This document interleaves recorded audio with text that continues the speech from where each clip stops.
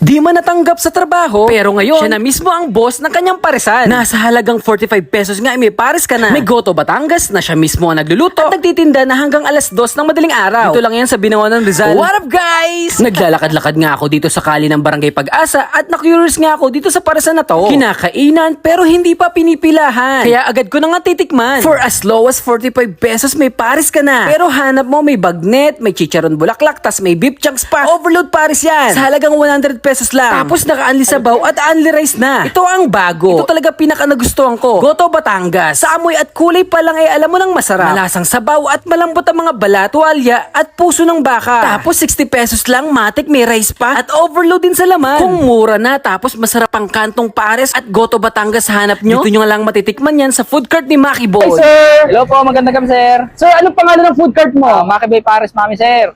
Tapos sir, mayroon ako dito sir na ino-offer na overload pares. Meron din tayo sir Gotong Batangas sir. Saan po located tong food cart nyo? Malolocate po ito sa Villamayor Compound, Pag-asa, Binangonan, Rizal. Tabi lang po ng 7-Eleven. Through hours, sir. Nagbubukas po kami ng alas 6. Minsan po, sagad po namin alas 2 na madaling araw. Everyday yan, sir, open? Everyday. Wala kayong off? Minsan sir, nag-o-off ako mga Martes. Sir, servan mo ako ng Paris Overload tsaka yung Goto Batangas, ha? Sige sir.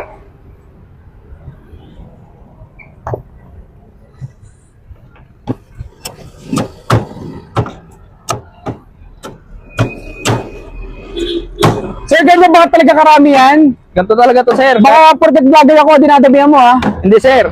Ganyan talaga? Ganito talaga to sir, kahit hindi vlogger.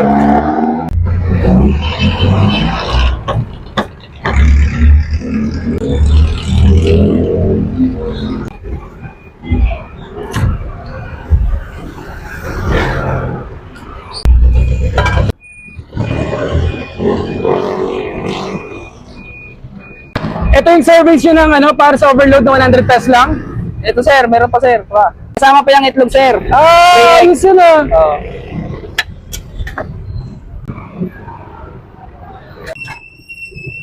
Ayos to. Grabe ka to talaga service ito, ha? Ganyan talaga yan sir, kahit hindi vlogger. Ano to, naka-ali sabaw? Unli sabaw yan sir, unli rice. Ay, ayos. Sige, sige. Try na natin to.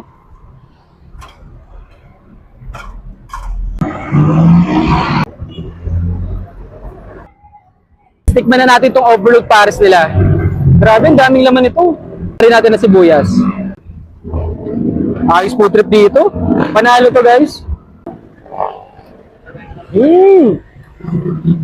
Tikman na natin yung laman.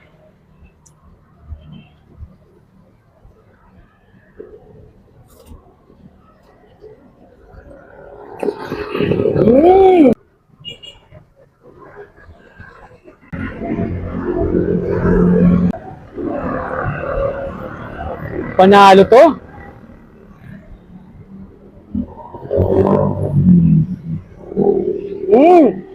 Guys, chicharong bulaklak. Panalo.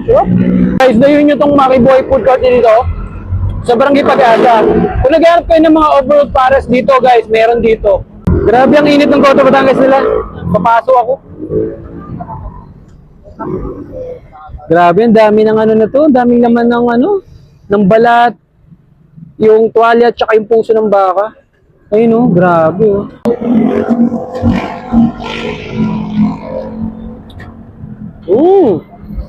Sarap, ah. Hindi siya katulad ng mga ng mga pares. May iba siyang lasa niya lang talaga, unique. Sarap. Minsan lang ako makakita dito ng Goto Batangas, buti na lang meron dito sa Barangay Pag-asa. Panalo yung sabaw pa lang. Nagusto ko yung sabaw, sarap. Yung tuwalya. Tuwalya.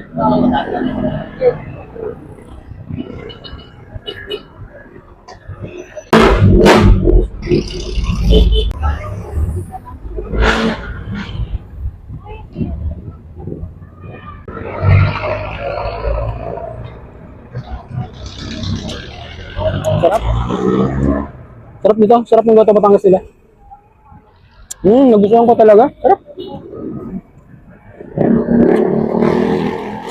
Guys, dayun nyo na talaga itong Maki Boy na to. Panalo yung Goto Batangas, tsaka yung overload pares. Sarap.